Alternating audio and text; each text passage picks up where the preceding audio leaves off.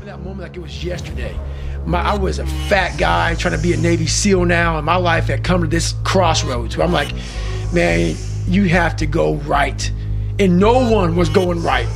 Everybody was going left. I'm like, you have to go right. And to know the pain and suffering I was about to endure by going right, the amount of accountability and failure I was going to witness and suffer by myself alone on this journey, it was daunting.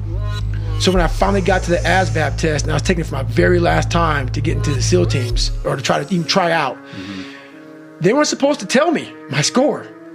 And I went back out to my car after I took it. I was on some computer test, and I didn't know how to use computer.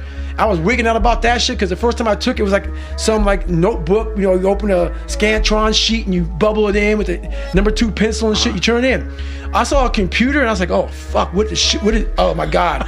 I'm like, it's on the computer, so I wigged out there and I had to get a 50 on mechanical comprehension. And this was like the third time you'd taken the test, right? This is my second time. So I took it 3 times for the Air Force and twice for the Navy.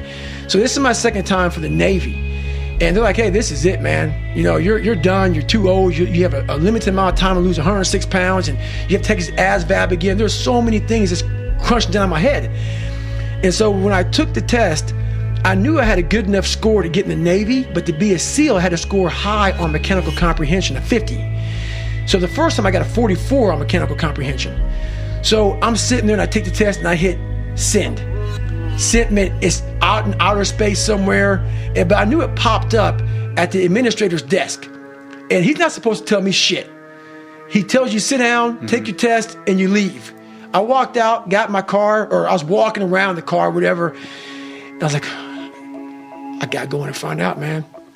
So I went in, I literally sat there. Everybody's taking their test, and I'm begging this guy. And he's telling me, I can't tell you shit. It's against government, it's against rules, everything. Right. He opened it up and goes, okay, man.